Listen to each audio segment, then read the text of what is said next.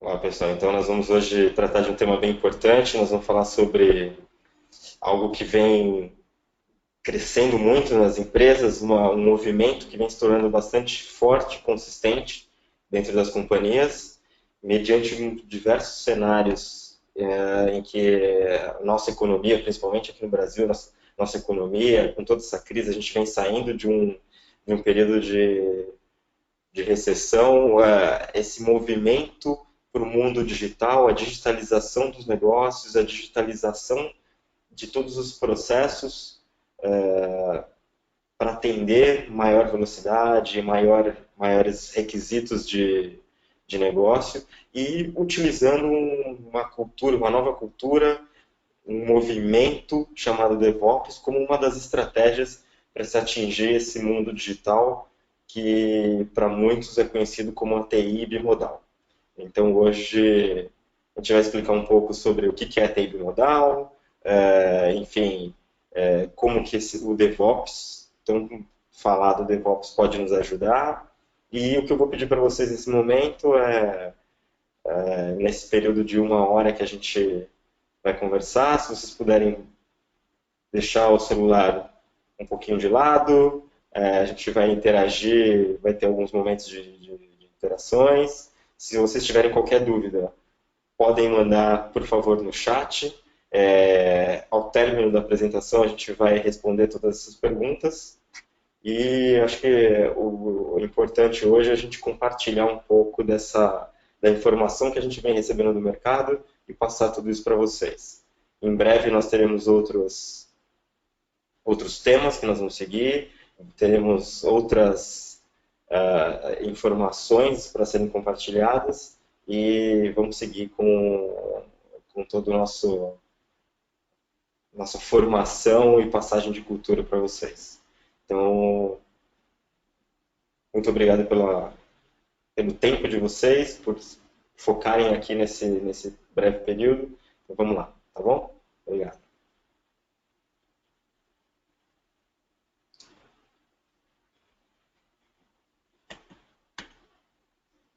Então, para a gente iniciar nossa discussão de hoje, meu nome é Luiz Henrique Valentino, eu sou diretor de projetos aqui na HR Consulting e o tema de hoje desse nosso webinar é mostrar para vocês esse DevOps como estratégia de migração, inclusive mostrar um caso na prática, como que essa orquestração, como que esse movimento pode ser traduzido no modelo prático de execução.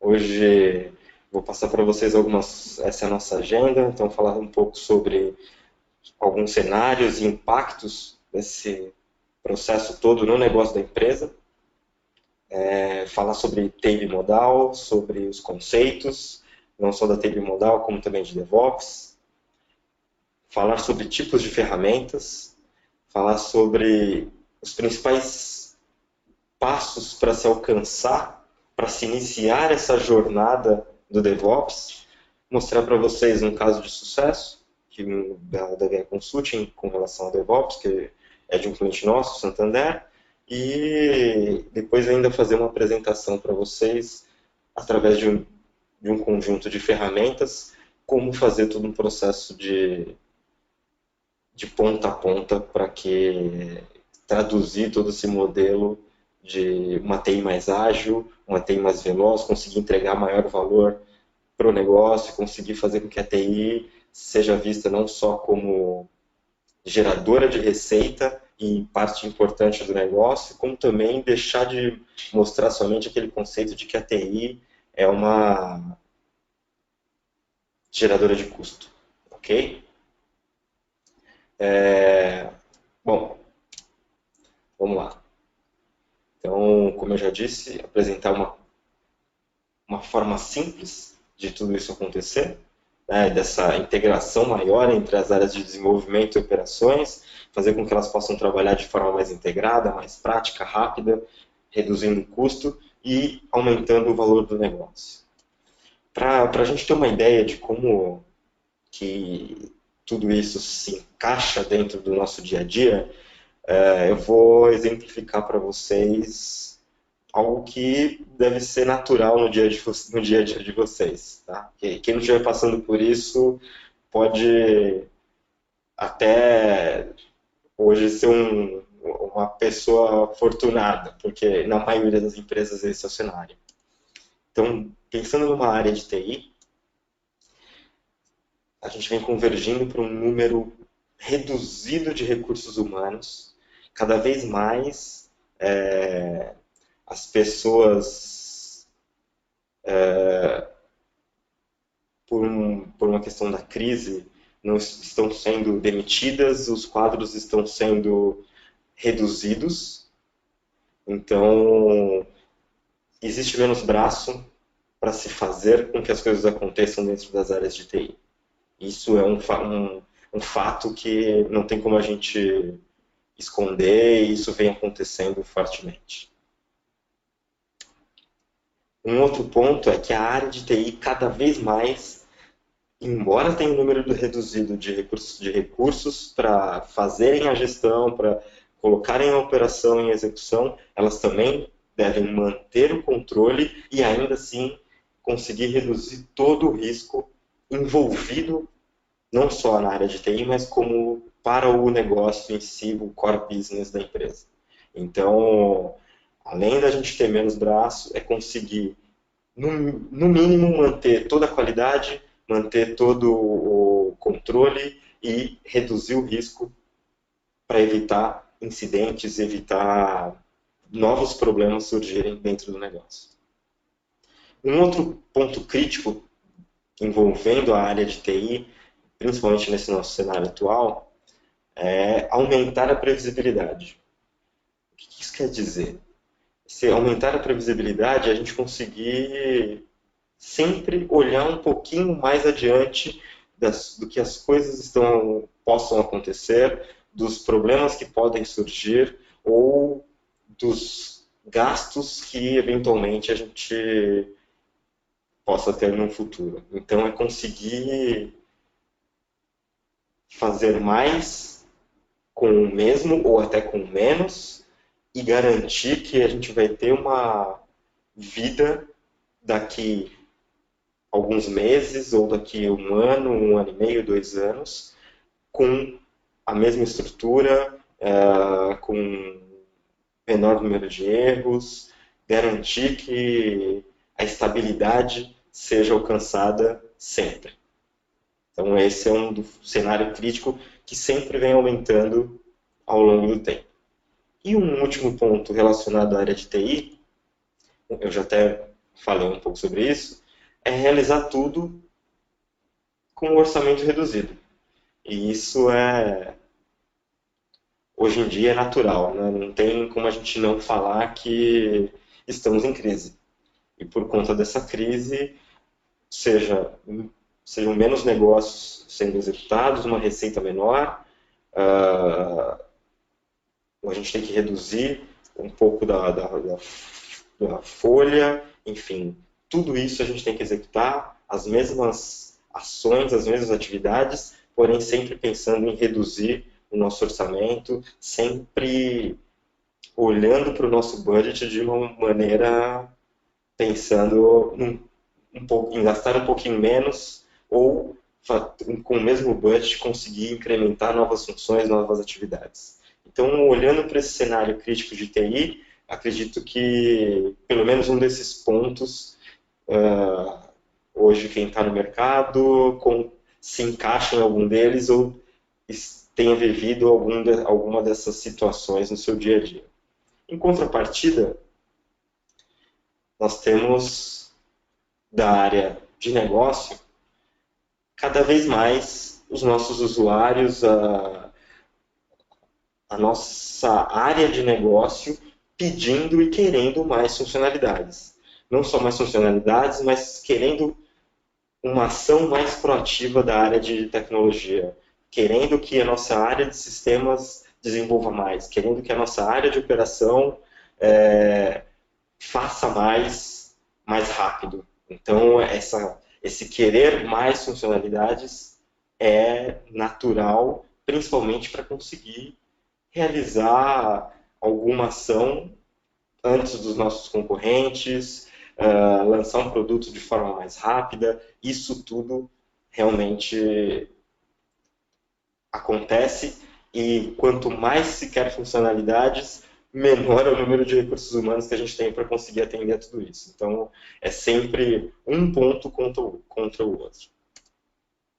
Um outro ponto que a área de negócios vem demandando muito é realmente acelerar o chamado time to market. É conseguir entregar mais para os nossos usuários, é conseguir chegar na frente no mercado, conseguir fazer com que a nossa empresa sempre seja vista, o nosso negócio seja visto como um inovador ou que esteja sempre na frente. Outro dia eu escutei numa conversa de um cliente dizendo, poxa, por que eu quero ter... por que eu preciso chegar mais rápido e entregar mais rápido? Poxa, eu preciso entregar mais rápido porque se eu não tiver esse novo modo de se trabalhar, eu perco uma promoção de uma oferta que eu tenho no mercado, eu não consigo repassar essa oferta para os meus clientes. Então, esse acelerar o time to market é trazer novas receitas para dentro da empresa. Um outro ponto que também o pessoal, a área de negócios vem pedindo cada vez mais é ter maior flexibilidade, e aí quem já trabalhou com operações ou desenvolvimento tem muito claro isso, que é um ok para mudanças em cima da hora. É a gente conseguir fazer muito mais rápido, de uma forma mais flexível, não ter talvez processos engessados, conseguir seguir a velocidade com que as oportunidades que surgem para a gente possa aproveitar essas oportunidades da melhor forma e da forma mais rápida possível. Tá?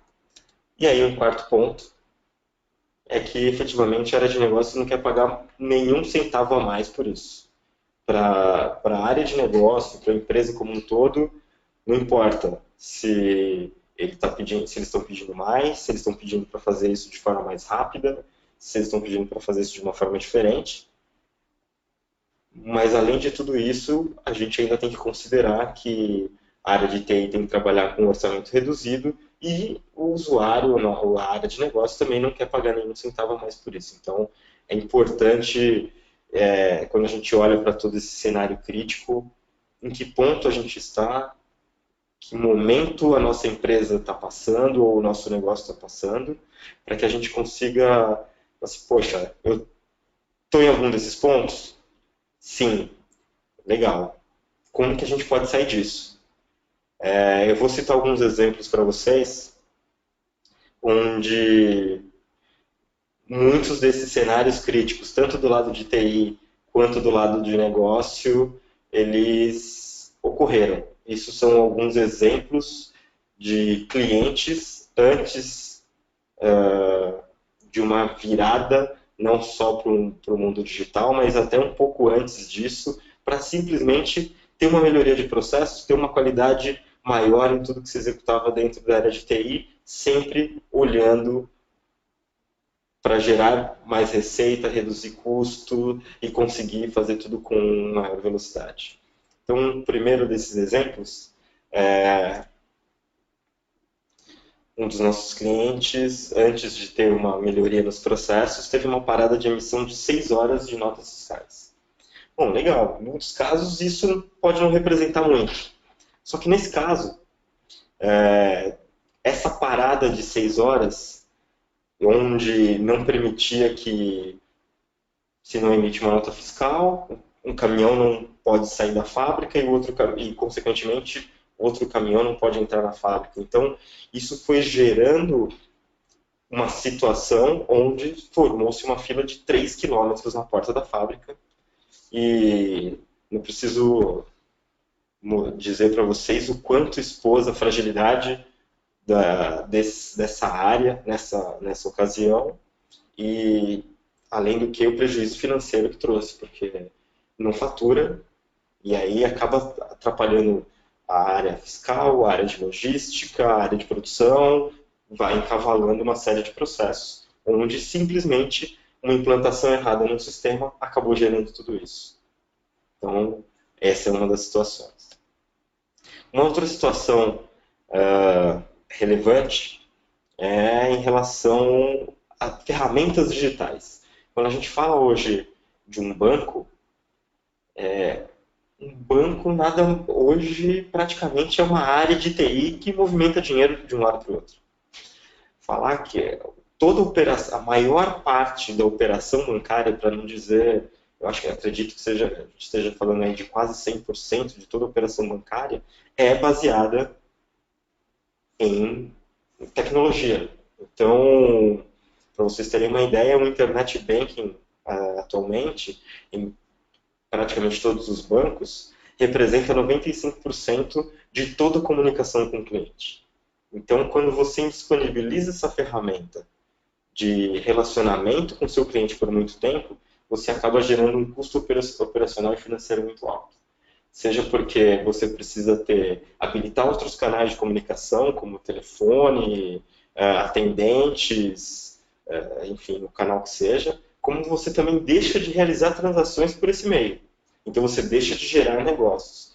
Por exemplo, empréstimos, por exemplo, aquisições de seguros, investimentos, uma série de atividades e tarefas que hoje a gente não percebe que é tão simples para a gente ir lá, entrar na internet, acessa o Bankline, faz a transação que a gente precisa, mas quando isso não está funcionando, a gente sente o impacto disso muito forte, tanto como cliente e principalmente a entidade financeira com relação aos custos e ao estresse envolvido em tudo isso, a operação envolvida em tudo isso.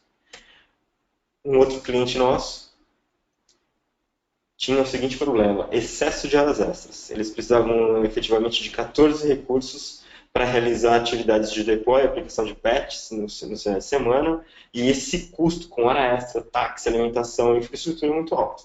Então, não preciso dizer que em tempos de crise, uma das primeiras coisas que se olha é reduzir horas extras. Mas, em muitos casos, essa redução de horas extras não é possível, porque você depende de uma janela específica daquele horário para conseguir realizar as suas aplicações, as suas manutenções. Então, você acaba tendo esse custo. Esse é um ponto que é muito importante, que é com relação à fraude financeira. Para vocês terem uma ideia, isso é uma informação colhida na prática. A cada 3 horas surge uma nova versão de uma vacina antifraude para sistemas financeiros.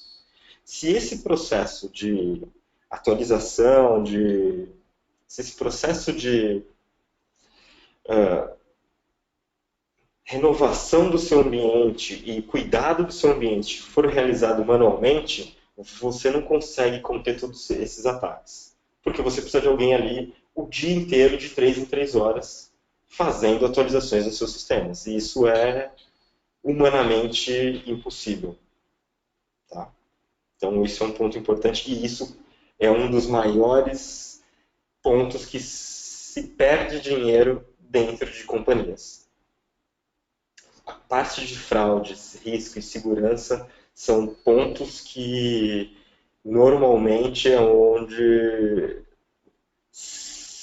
com pouco investimento ou com investimento adequado, se evita perdas financeiras muito grandes. Teve um outro cenário, e aqui foi um caso interessante, que por conta de um erro operacional, simplesmente um arquivo de configuração implantado errado em homologação, mas apontando para o ambiente de produção, indisponibilizou o sistema e fez com que os clientes não pudessem fazer antecipação de crédito a tempo. E isso acabou gerando uma multa de R$ 1 milhão para esse cliente, que ele teve que pagar para os seus usuários que não conseguiram utilizar essa funcionalidade de antecipação de crédito. Então, às vezes um erro operacional gera um problema muito grande. Muito, muito grande. Nesse caso, o tamanho do problema é R$ 1 milhão. E um último impacto que a gente coletou é com relação... Foi um caso num call center, que também após um erro de implantação, deixou o call center sem atendimento por 13 horas. Deixar o atendimento de um call center fora por 13 horas, bom, além de deixar seus usuários irritados e pensando por que eu estou nessa empresa e não estou na outra, que possivelmente não tem esse problema, então você pode, além de não realizar serviços, transações, atendimentos, você pode perder muitos clientes por conta de um erro simples e operacional. Nesse caso, além do erro gerado, não foi possível voltar à versão que pudesse resolver esse problema. Então, onde era o erro? Ficaram tentando resolver o problema durante 13 horas até efetivamente conseguirem identificar onde foi o problema e aí sim solucionar. Então, nós vimos aqui 6 casos onde, muitas vezes por um problema operacional ou por um processo falho, por uma gestão ineficiente, gerou impacto financeiro, gerou impacto na imagem da empresa perante os seus clientes, gerou um impacto para o negócio, enfim, perdendo receita e atrapalhando outros processos dentro da companhia que efetivamente não tinham nada a ver com o problema, mas são processos satélites, enfim. Todos esses impactos surgiram dentro da área de TI.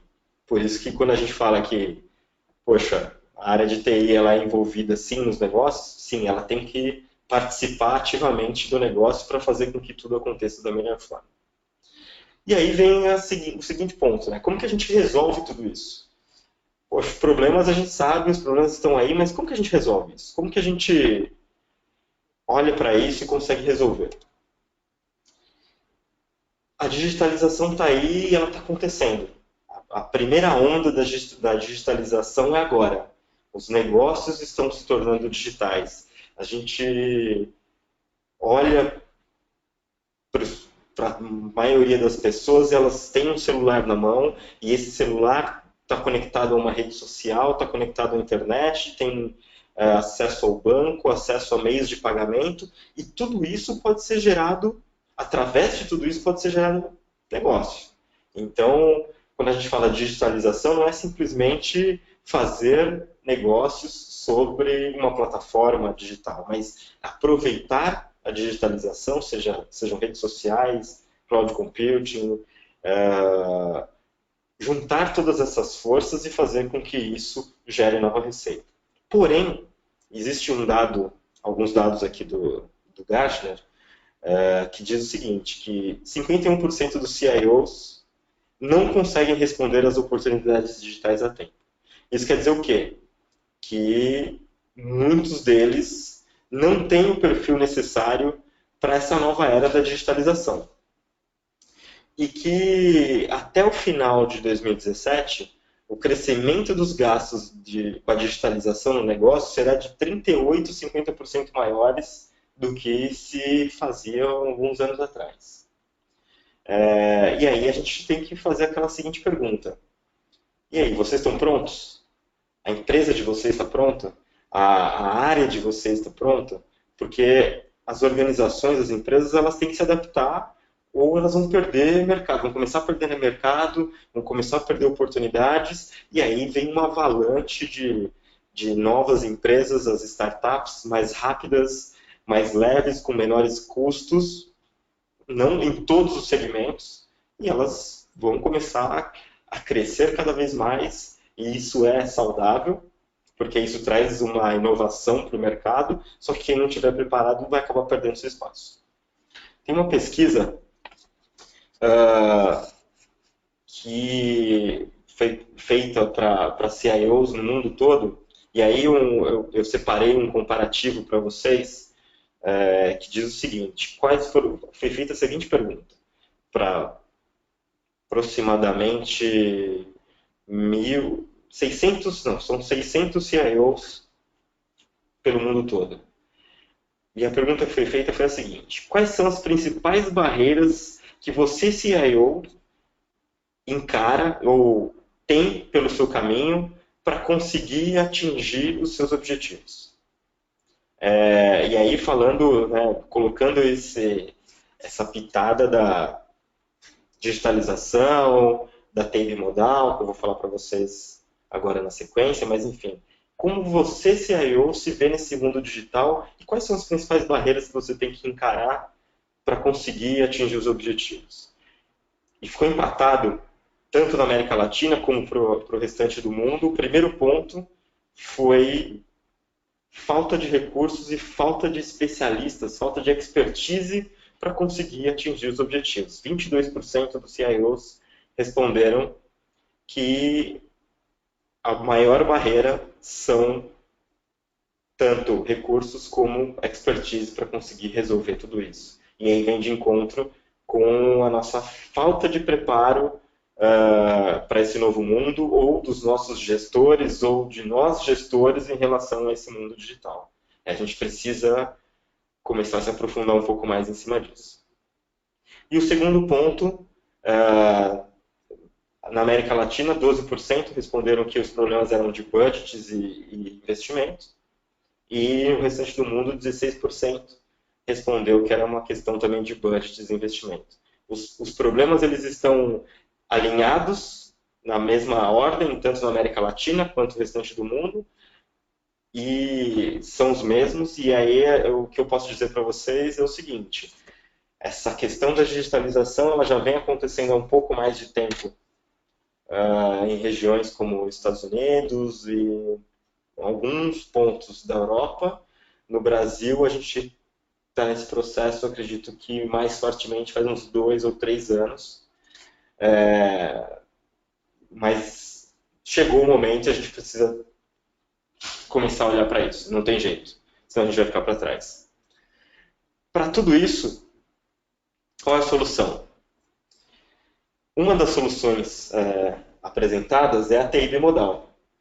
O que é a TI bimodal? E aí existe essa analogia aí entre corredores. Eu gosto de correr e acho que a gente consegue perceber muito bem olhando para isso. Aqui a gente está falando de dois campeões mundiais, de 2 campeões olímpicos. Quando a gente está falando o que a gente chama de modo 1, que é o modo tradicional, a gente faz uma analogia com um maratonista, e nesse caso é aqui o Mo Farah, um atleta britânico, que percorre os 42 quilômetros, 195 metros de uma maratona com uma regularidade incrível. Ele consegue fazer cada quilômetro praticamente com o mesmo tempo, e aí posso dizer que é mais ou menos entre 3 minutos e 40, 3 minutos e 30 por quilômetro. Então, qual é o objetivo dele? Ele precisa ter uma eficiência e uma qualidade muito grande nos seus treinamentos, no seu processo, na sua alimentação. Ele precisa ser um cara regrado. Pensando nisso como uma governança, ele tem processos rígidos, controlados, ele tem um conjunto de regras que ele precisa realizar ao longo de todo o processo. E aí, quando a gente olha para o nosso mundo, a gente consegue fazer a analogia e fazer a tradução disso para os nossos frameworks como ITIL, como ISO e COBIT, onde esses frameworks nos dão o lastreamento e a nossa base para fazer com que a nossa TI siga dentro dos trilhos. Tá?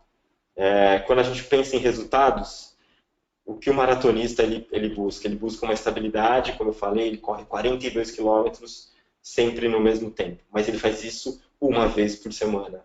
Ele faz isso uma vez a cada 15 dias. Em alguns maratonistas, por exemplo, como o meu caso, consegue fazer isso uma vez a cada 6 meses ou uma vez por ano. Então, são processos, são ciclos mais longos, mas ele tem uma estabilidade e eles buscam sempre uma melhoria contínua. Tá? Então, isso tudo traz para a gente operações com excelência. Quando a gente olha para o modo 2, que é o modo ágil, que é o modo rápido, o modo disruptivo, a gente também tem aqui um grande campeão, que é o jamaicano Usain Bolt.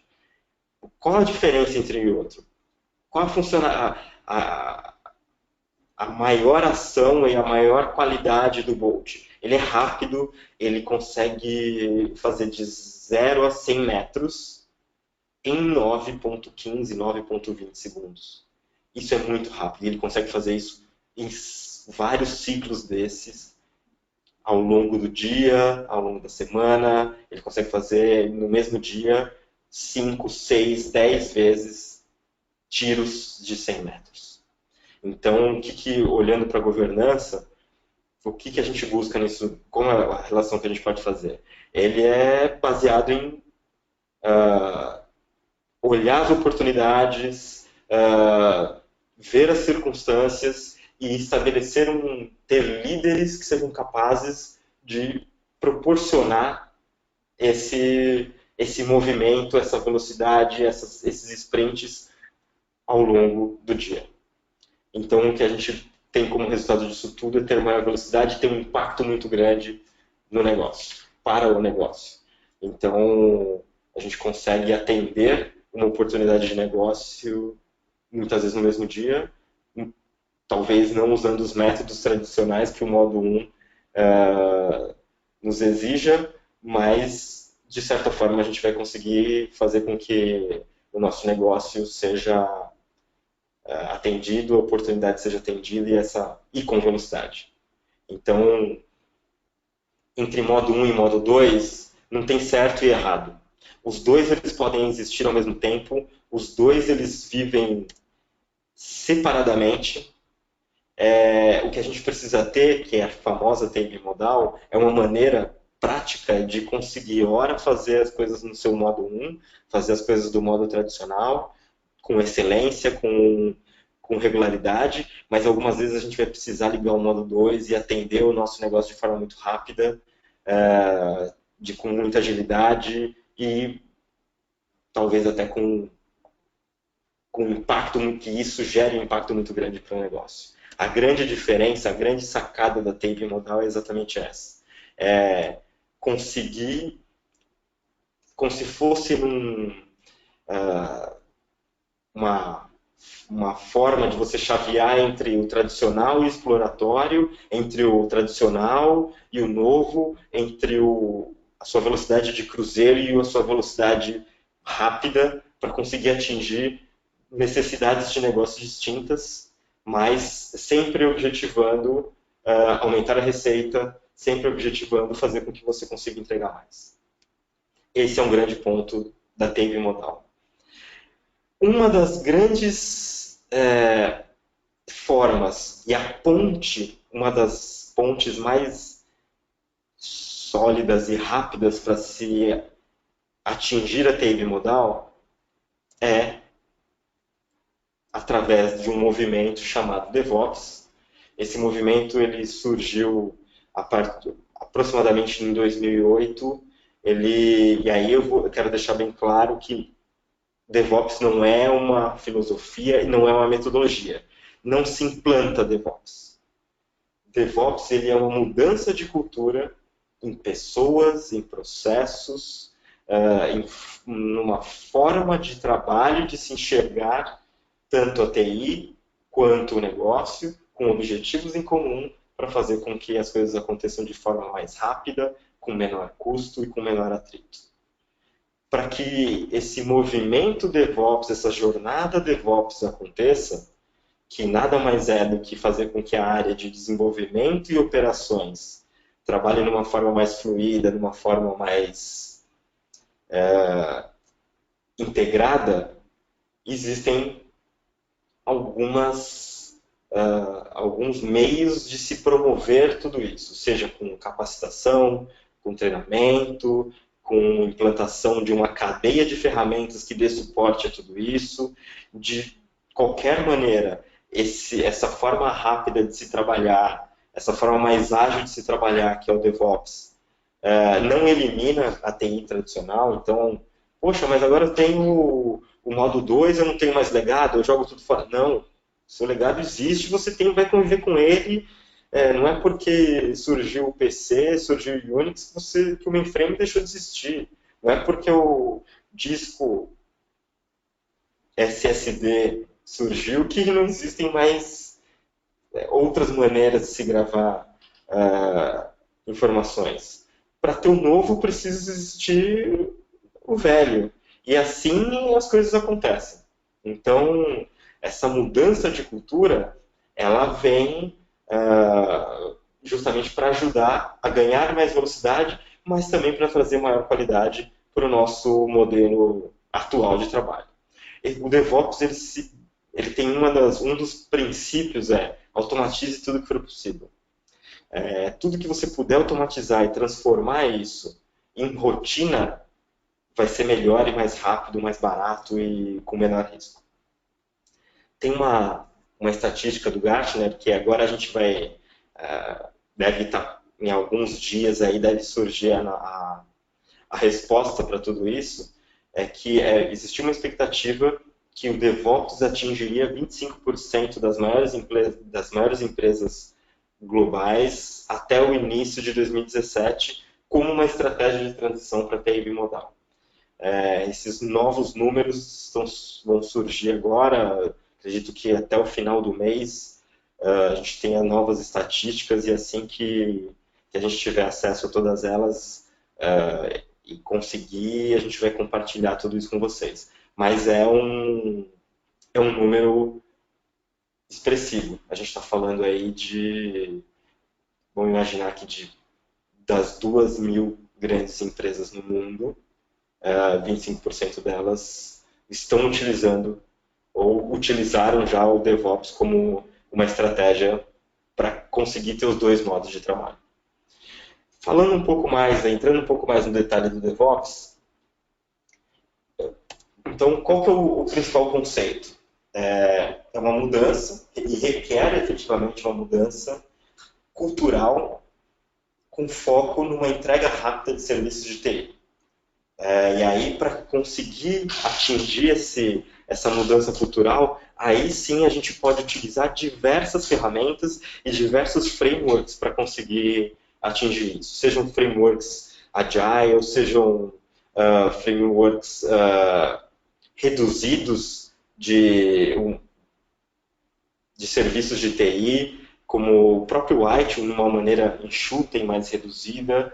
Enfim, existem diversas maneiras de criar processos, criar métodos, de se trabalhar de forma mais rápida, mas com uma cabeça, com uma cultura de fazer tudo isso de uma forma prática.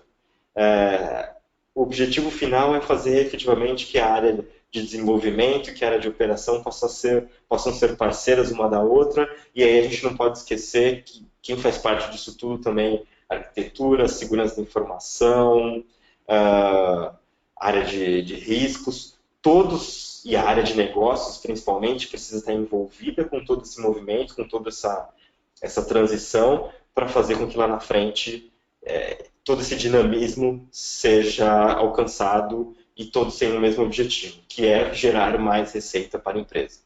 Fazer com que a TI possa gerar mais receita para a empresa. Então, esse é o movimento DevOps. E aí existe uma tendência de que a gente alcance o pico de maturidade do DevOps daqui entre 2 a 5 anos. Esse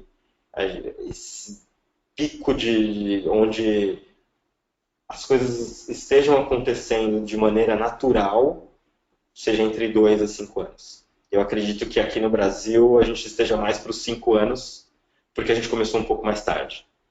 Então, acredito que seja por volta aí de 2020, a gente esteja no pico de maturidade de todo esse processo, com grande parte das empresas trabalhando fortemente em cima disso. A gente já vem aí há uns 2 anos com todo esse processo sendo iniciado e trabalhado. Bom, separei para vocês, até entrando um pouco já na parte prática, 7 passos para a gente começar essa jornada. O que a gente efetivamente precisa pensar e agir e ter como atividade para iniciar todo esse processo dessa jornada de DevOps. A primeira delas, o primeiro passo é por quê? Define o que é DevOps para você. Por que a gente, quando eu digo a gente, por que a nossa empresa precisa do DevOps? Qual a relevância disso tudo dentro da nossa companhia, entre a área de negócios e a área de TI?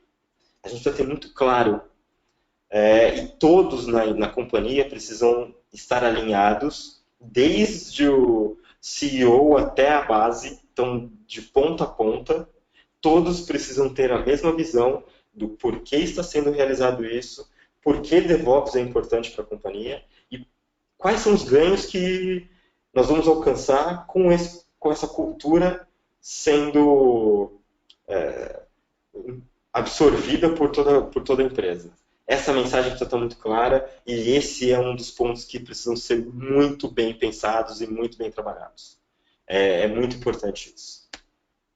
O segundo passo é monte o melhor time. Não preciso dizer que as pessoas são ingrediente-chave para que isso dê certo. Não tem regra para se montar um time de DevOps. Muitos dão o nome de squad, de time, de equipe. Existem vários nomes para uma equipe de DevOps. Um exemplo disso tudo na mesma equipe você vai ter diversas pessoas com perfis diferentes, por exemplo, um que seja perfil de liderança, um que seja perfil de desenvolvimento, um que tenha perfil de operação, um que conheça muito bem o negócio, pessoas de segurança, enfim. Dentro desse time, você tem que ser um time multidisciplinar e que esse time vai conseguir receber uma demanda e fazer com que essa demanda chegue para o usuário final de forma muito rápida, com menor custo e da melhor forma possível. Com testes automatizados, enfim, uma série de pontos estabelecidos nesse processo todo. O terceiro passo é selecione uma aplicação piloto. Para você começar, o importante é você estabelecer o motivo do que você está fazendo, o porquê você está fazendo, por que você está começando esse processo de DevOps, selecionar as pessoas que estarão engajadas com você nisso tudo e definir onde você vai começar a aplicar isso. Um conceito importante, uma dica que eu dou é uma aplicação que não seja grande o suficiente para gerar um impacto muito grande na empresa, se der qualquer problema, mas também não pequena o suficiente que ninguém perceba. Que você consiga medir como era o antes e o depois, e que você garanta, e é um cenário onde você saiba que você vai ter sucesso. Isso é importante, porque a partir daí você vai conseguir estabelecer suas métricas, recolher suas métricas, ver os pontos de melhoria, vai ter uma situação de sucesso e vai conseguir engajar mais pessoas para que essa mudança de cultura seja aplicada. E aí é onde você consegue ver que as pessoas vão despender mais esforço para que tudo isso aconteça. Normalmente, aplicações web, por conta da tecnologia, tendem a ser uma forma mais simples de se começar. Mas isso você pode enxergar em vários pontos, até mesmo em questões de infraestrutura.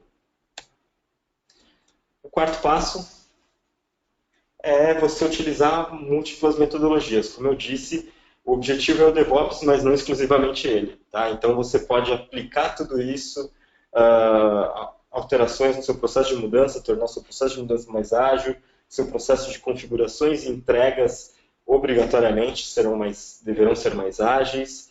a sua forma de desenvolver, a sua forma de gestão, tudo isso você vai ter que adequar para uma nova forma mais ágil e mais enxuta de ser executada. Então, pense em todo o processo com um único objetivo, mas com várias partes ao longo dele todo. O quinto ponto, definir novas métricas e indicadores. O ponto importante que eu tenho que deixar claro para vocês aqui é o seguinte: tenha um único objetivo entre área de negócio, área de desenvolvimento e área de operações. A métrica deve ser a mesma. Todos devem trabalhar olhando para o mesmo ponto a ser atingido.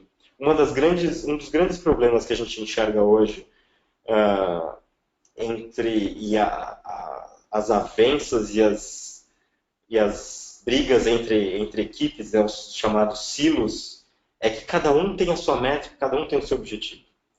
Quando você estabelece um objetivo comum, todos trabalham para que aquilo aconteça, e isso faz com que um ajude o outro e as coisas aconteçam de forma mais fluida, de forma mais integrada. Então, o ponto principal nessa cultura DevOps é estabelecer objetivos comuns para toda a equipe. E aí a gente tem uma equipe multidisciplinar, todos estão olhando para o mesmo ponto. E trabalhando engajados para que aquele objetivo seja alcançado. Sexto ponto, automatize tudo que for possível. A automatização, além de reduzir os custos operacionais, ela também provê maior velocidade, reduz obstáculos, escalabilidade, garante maior segurança. Você consegue realizar mais vezes ao longo do dia, inclusive tudo que você coloca de forma mais rápida, muitas vezes você consegue fazer a volta de forma muito mais rápida. Então, se você tem um processo onde você conseguiu fazer versionamento, build, testes e um deploy de forma automatizada, muitas vezes você consegue fazer a volta de forma automatizada e aí o seu usuário final também fica salvo de qualquer incidente no processo todo. Quando a gente fala de automatize tudo que for possível, dentro de DevOps a gente enxerga uma série de cadeias, e eu vou depois mostrar isso na prática, na ferramenta para vocês daqui a pouco. Mas o que a gente está falando dentro de DevOps é eu tenho um processo de versionamento, eu tenho um processo de integração contínua, onde eu tenho build, testes automatizados, eu tenho continuous delivery, onde eu faço com que todas as minhas alterações de sistemas, principalmente, elas estejam prontas para serem entregues a qualquer momento. Eu tenho um processo de continuous deployment, onde eu posso, onde toda a minha cadeia, a partir do momento que eu gerei uma nova versão, eu posso fazer entregas de forma automatizada no meu ambiente produtivo, sem disponibilizar o meu ambiente produtivo, e fazer com que um processo de monitoração, de feedbacks de toda a minha aplicação, de todo o meu ambiente, gere novos insumos e permita que eu sempre melhore esse processo, não só o processo de manutenção, mas meu processo de teste, meu processo de entrega,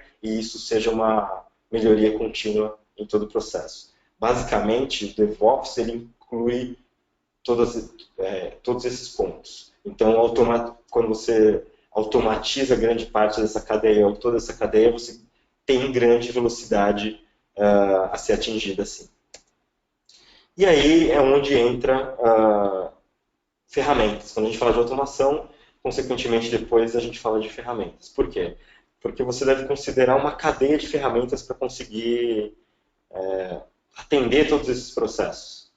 E aí quando a gente fala de uma cadeia de ferramentas, uma das grandes questões dentro do DevOps é não olhe para um parceiro que te entregue uma solução mágica, mas olhe para um parceiro que muitas vezes te traga uma solução e essa solução contemple N ferramentas lá dentro, porque você tem diversas tecnologias no seu parque, você tem diversas plataformas sendo sendo trabalhadas, e aí com uma cadeia de ferramentas e alguém que possa te ajudar a navegar por cima de tudo isso, fica muito mais fácil você ter integrações, sejam através de APIs, web services, ou enfim, o que for necessário.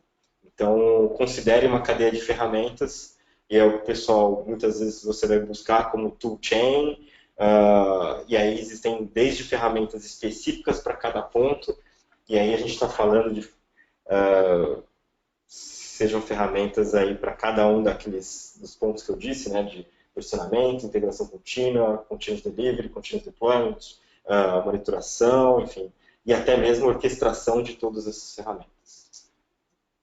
Bom, vou mostrar para vocês um case da nossa empresa, e aí eu vou passar aqui rapidamente para vocês terem uma ideia. O que proporcionou uma simples automatização e um processo mais enxuto. Num trabalho manual, numa operação manual, para se fazer uma atualização de um dos sistemas, eram utilizados 5 recursos durante 24 horas de trabalho para fazer a atualização em 72 servidores distintos.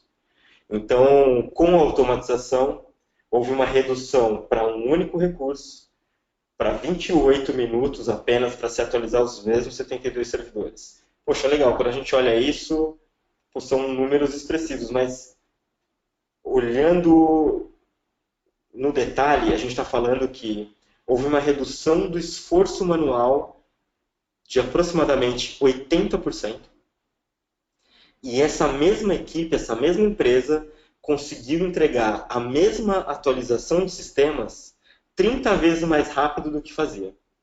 Então a gente está falando que a gente está fazendo algo 30 vezes mais rápido, sem considerar que a gente está fazendo de forma padronizada, com menor risco, com toda a padronização envolvida nisso tudo, e com outras atividades indiretas, como eu não tenho mais a necessidade de ter redução de custo.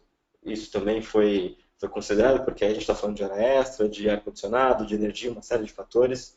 Então, esse é um case onde a gente fala assim que, poxa, a automatização trouxe um ganho muito grande para esse ambiente. Hoje, os 72 são até mais servidores, mas eles são atualizados com os mesmos 28 minutos e é uma única pessoa que aperta um botão, vira as costas e vai fazer outra atividade. Então, além de fazer esses 72 servidores, consegue fazer muitos outros, porque hoje todo esse processo está automatizado. O ganho é muito grande, é expressivo e permite, inclusive, para o banco se tornar mais ágil, entregando mais funcionalidades para o seu usuário final.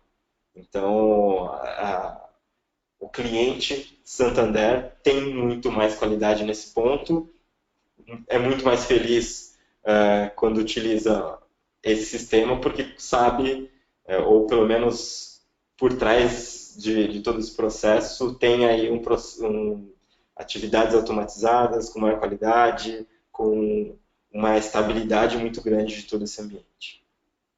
Bom, o que eu vou mostrar para vocês agora? Praticamente esse exemplo de um versionamento, de um processo de integração contínua, um processo de build automatizado, um processo de entrega automatizado. Para isso, eu vou usar uma ferramenta da própria Gaia Consulting, chamada Cerberon, mas essa ferramenta, ela, na verdade, é um orquestrador do processo é um orquestrador desse movimento DevOps. Por trás dessa ferramenta, e na verdade se integrando a essa ferramenta, nós temos um versionador, que no caso a gente está utilizando um Git. Eu tenho uma ferramenta de Continuous Integration, que no caso é um Jenkins. Eu tenho um orquestrador de deploy, um agente de deploy, que é desenvolvido pela própria Gaia, onde ele é capaz de direcionar diversas atividades operacionais, por exemplo, cópia de arquivos, parada de serviços, registros de DLLs, aplicação de objetos em banco de dados, monitoração. Então, uma série de fatores que essa ferramenta Cerberon consegue orquestrar tudo ao seu devido tempo. O que a gente vai fazer? Vamos alterar essa... Eu tenho um site aqui, uma aplicação rodando em Java com um application server que é um Tomcat. E a gente vai fazer uma alteração nessa aplicação e vai fazer não só o versionamento, como o build e fazer a entrega dessa aplicação em 10 servidores distintos ao mesmo tempo. Para isso eu vou usar os meus conhecimentos de desenvolvedor, que são poucos. Eu estou utilizando aqui uma ferramenta conhecida de muitos desenvolvedores, que é o Eclipse. Então eu tenho aqui o meu sistema, que eu vou alterar. Então, para a gente conseguir ver aqui, aquela minha tela, Gaia Distributed Deployment, eu tenho aqui o Gaia, onde eu vou alterar para Webinar Distributed Deployment. Se não me engano, ela está em vermelho. Eu vou alterar aquela cor. Vou alterar para verde. Vou fazer essas duas alterações. Automaticamente, dentro da minha ferramenta, eu vou entrar com um perfil dentro dessa ferramenta aqui, eu vou entrar com um perfil de desenvolvedor, onde eu consigo visualizar que este meu sistema demonstração. Eu tenho um pipeline, que é o processo, a esteira de manutenção desse sistema, onde eu tenho algumas fases, como desenvolvimento, teste, homologação, stage e a minha última versão produtiva. Eu tenho todas as minhas manutenções que estão em trânsito, então cada uma delas eu estou alterando alguma coisa no meu sistema. E nesse momento eu estou mexendo nesse pacote aqui, chamei essa minha manutenção que a gente vai fazer agora de RP00021, que é a aplicação Continuous Integration. Ela está na fase de desenvolvimento. E eu vou fazer com que essa minha alteração aqui, que eu fiz, vou salvar essa minha alteração, eu vou fazer com que essa alteração seja enviada para aquele meu pacote RP00021. Então, o que eu vou fazer através do Eclipse mesmo, tá? O que muitos estão acostumados aí, fazer um commit, um push. Então, os dois objetos que eu alterei, que na verdade, o que eu estou fazendo aqui? Eu estou efetivando essa minha alteração num repositório, nesse repositório Git, eu estou mandando essa alteração para o repositório Git. Vou colocar uma descrição para ela, então, apresentação webinar. E vou enviar tudo isso para esse meu repositório. Então, saiu da minha área de trabalho e foi para esse meu repositório, que está no servidor, podia estar na nuvem, pode estar em diversos lugares. Fiz a minha alteração, eu sou desenvolvedor, fiz a minha alteração, terminei o meu trabalho. Se eu olhar agora aqui para o meu pacote, para esse meu RP0021, eu vou ver que a minha última versão é a 13, que foi exatamente aquele comentário que eu coloquei, apresentação webinar. Aqui tem a minha última versão dos meus objetos. O que eu vou fazer nesse momento? Eu vou disponibilizar essa manutenção para ser entregue no meu ambiente de qualidade, no meu ambiente de homologação. Então eu vou movimentar esse meu pacote. Desculpa, gente, deixa eu fazer algo vou fazer um passo antes aí, tá? Só para a gente passar pelo processo completo e aproveitar essa oportunidade aqui. Eu vou gerar uma nova versão do meu pacote, que é algo importante aqui para a gente. Então eu fiz a alteração, vou voltar com o meu usuário de desenvolvedor. Como eu sou desenvolvedor, o que eu vou fazer? Eu vou gerar uma nova versão, eu vou compilar o meu sistema.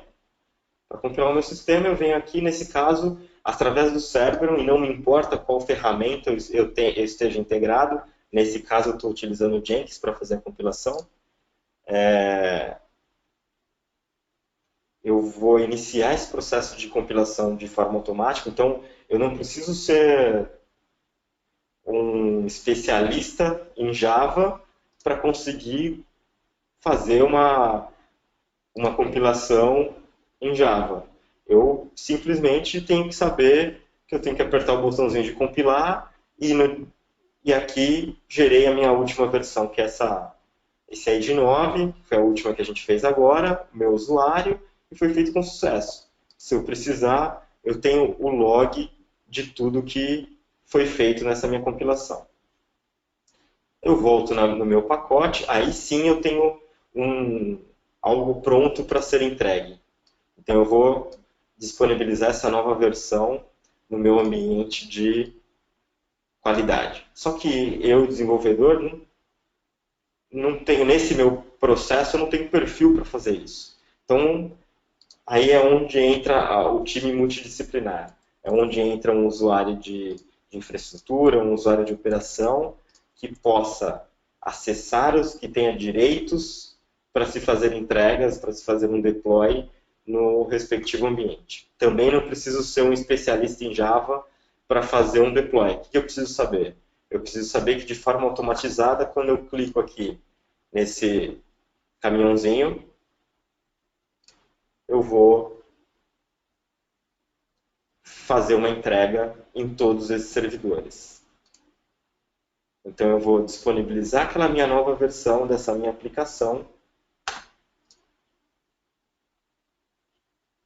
em todos estes servidores, seja alteração, aplicação de objetos em banco de dados ou simplesmente num application server. Vou fazer todos ao mesmo tempo? Poxa, se eu fosse entrar em cada um deles, me logar em cada um deles e fazer um deploy, levaria alguns minutos só para descobrir a senha de cada um deles.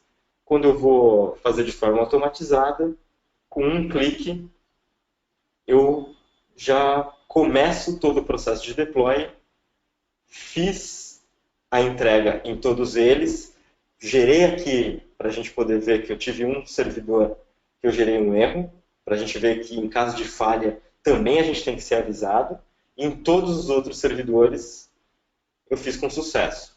Consigo ter em todos eles o log de tudo que foi executado, e aí o mais importante disso tudo, né? Bom, a minha aplicação foi alterada?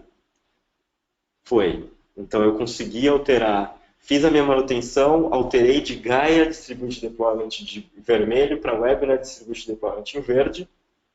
Eu tenho alguns servidores aqui que eu fiz essa atualização, e eu fiz em quanto tempo? Efetivamente, eu comecei esse meu processo, levei 3 segundos aproximadamente para fazer, 4 segundos para fazer essa entrega. E aí a gente está falando em 1, 2, 3, 4, 5, 6, 7, 8, 9, 10 servidores distintos. Então, isso é o que a automatização busca, é dar essa agilidade para a gente. E da mesma forma que eu fiz a entrega, eu também posso fazer a volta. Posso fazer um rollback, fazer a volta do meu ambiente, se eu tiver algum problema, e voltar a uma versão anterior. Então, isso também é importante nessa jornada de DevOps. É garantir que não só a ida, como a volta possa ser feita de forma automatizada, de forma muito rápida. Isso vai trazer para a gente um ganho muito grande, no final das contas, para o nosso usuário final.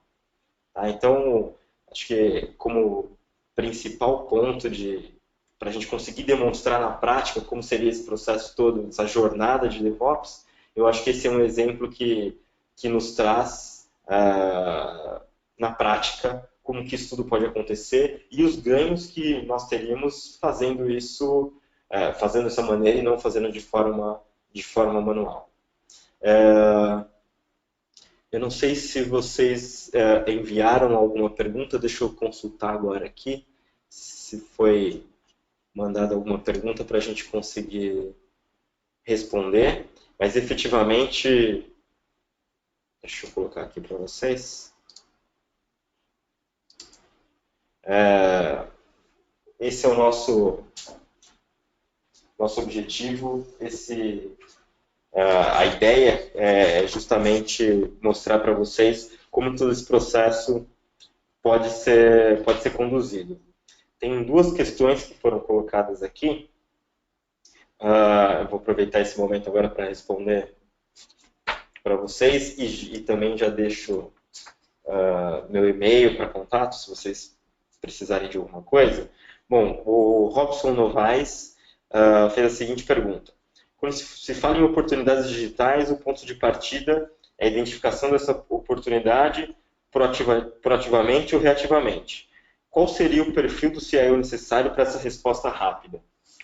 Bom, o grande diferencial que a gente percebe, Robson, nessa nova onda que vem surgindo, são pessoas que tenham a capacidade, que tenham, primeiro, maior flexibilidade em adoção de novos processos, de novas tecnologias, de novas culturas. Independente se a gente está falando, e aí não tem distinção de uma pessoa mais velha e uma pessoa mais nova, não existe isso. O que existe são pessoas que a pessoa precisa ter resiliência, precisa conseguir enxergar as oportunidades e aplicar para a melhor forma de executar de atender aquela necessidade, seja utilizando métodos novos, disruptivos, ou seja utilizando métodos tradicionais. Mas, enfim, conseguir entregar para o usuário final um resultado da forma mais rápida possível. Então, eu acho que o melhor perfil hoje de um CIO, efetivamente, é alguém que seja flexível e que consiga trabalhar com perfis diferentes de pessoas, que não seja centralizador e que consiga delegar muito bem todas as atividades necessárias para que um time multidisciplinar possa trabalhar de forma mais rápida.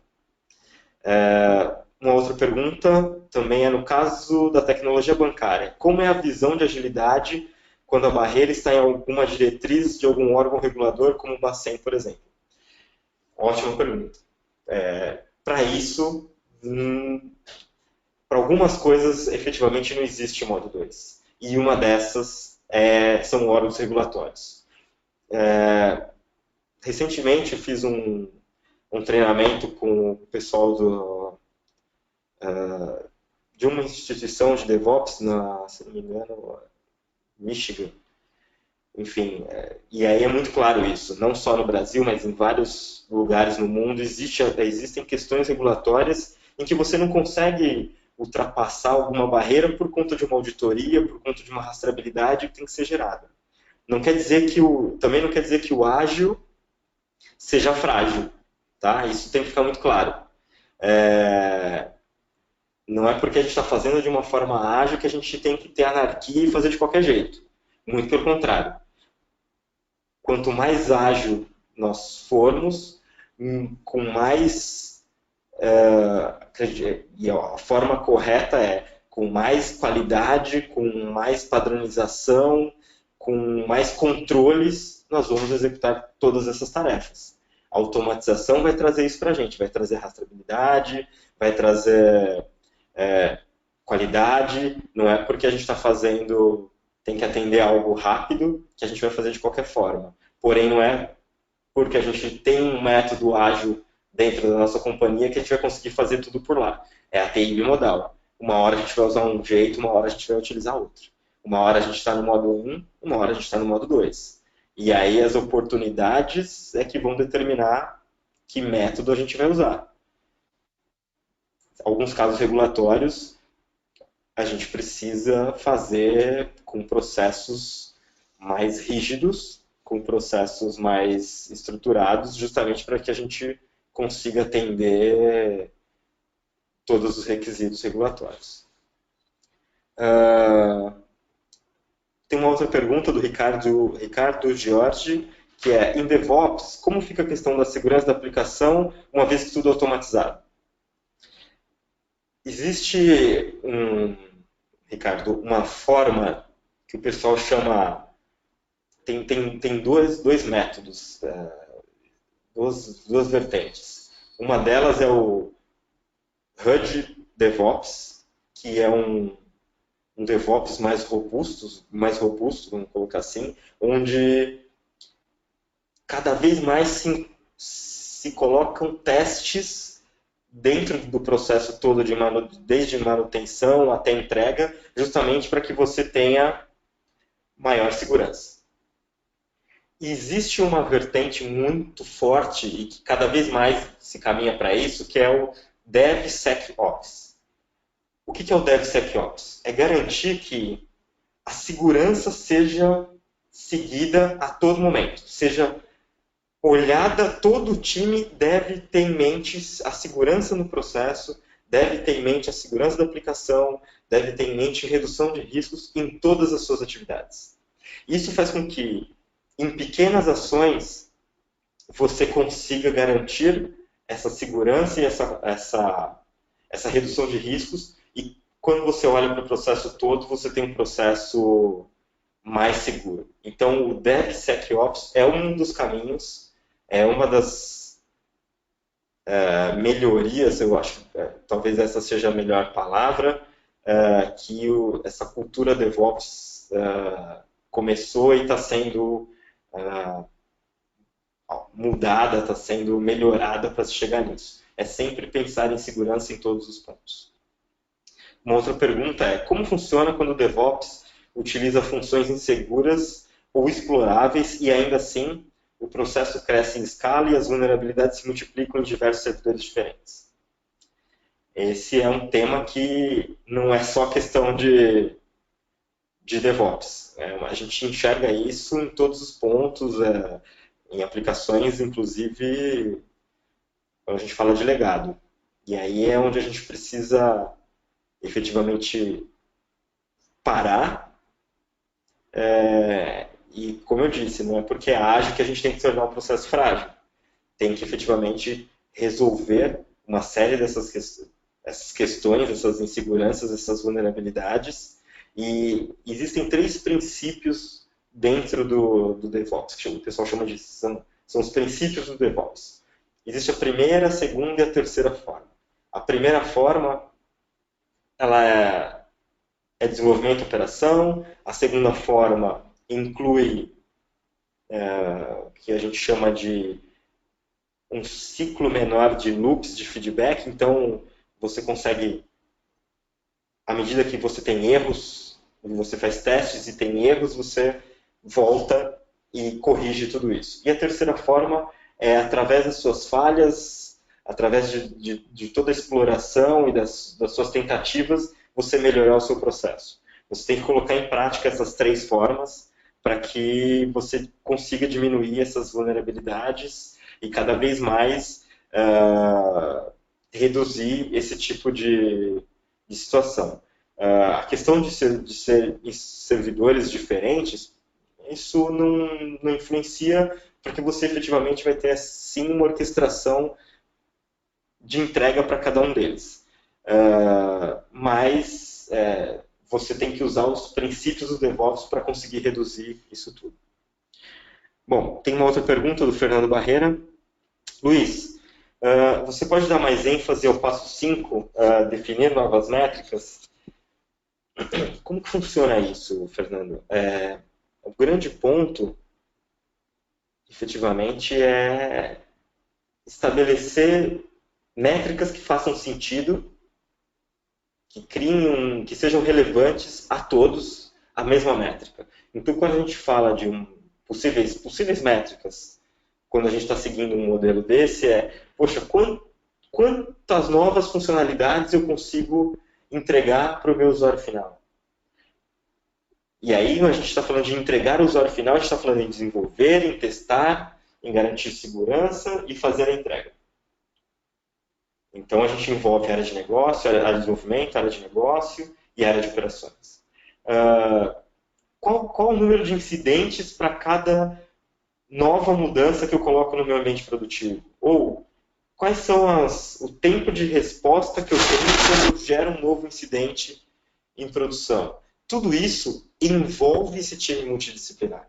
Então, o que a gente precisa ter em mente é como engajar todo o time e fazer com que esse time tenha os mesmos objetivos. Esse é definir novas métricas, não é fazer com que eu desenvolvo 500 linhas de códigos, eu implanto 10 manutenções por mês, eu consigo testar 5 manutenções por mês. Esse conjunto de métricas isoladas, cada um correndo para o seu lado, muitas vezes são conflitantes. E o que a gente precisa fazer é quebrar essas paredes, destruir esses silos, esses feudos entre essas diversas áreas que compõem esse time multidisciplinar. Tem uma outra pergunta aqui,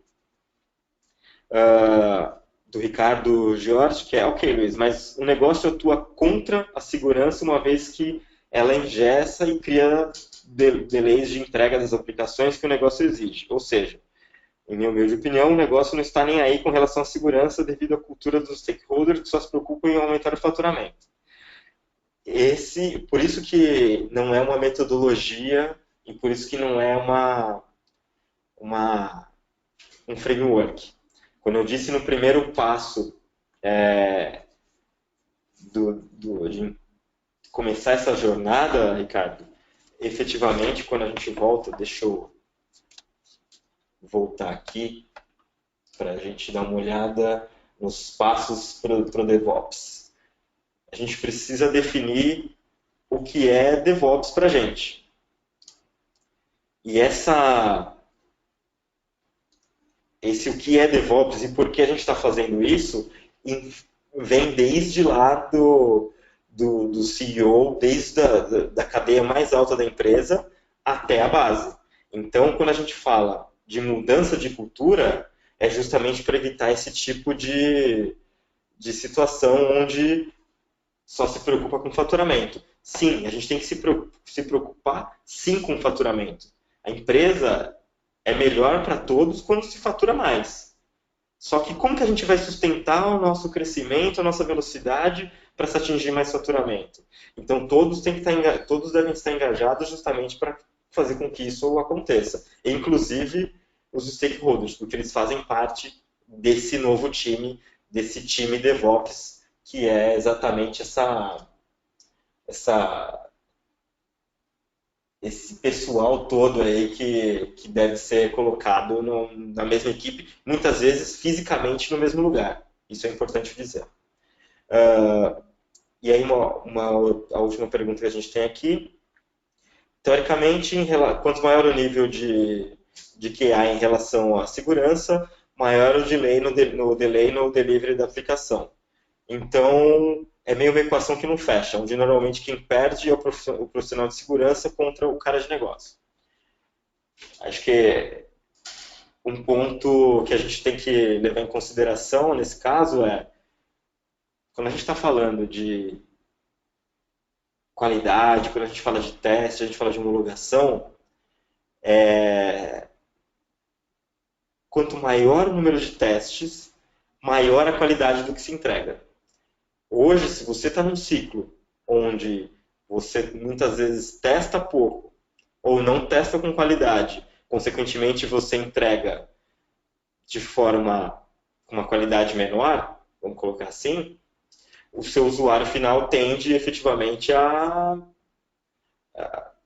querer bypassar esse tipo de processo, querer bypassar a qualidade, o seu período de homologação.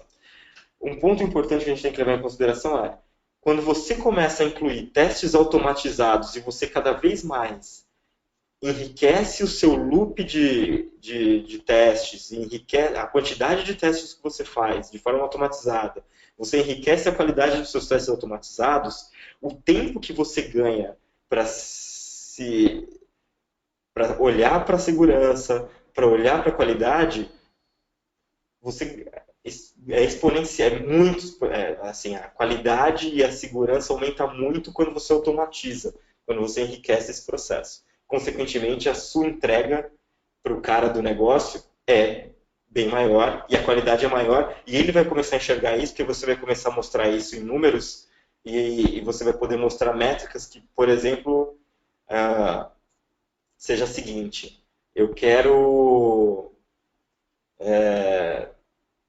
sei lá, fazer um comparativo entre, olha, quando eu testava formato manual e demorava 10 dias para testar, eu te entregava com algo nesse tempo, mas o número de incidentes era 100.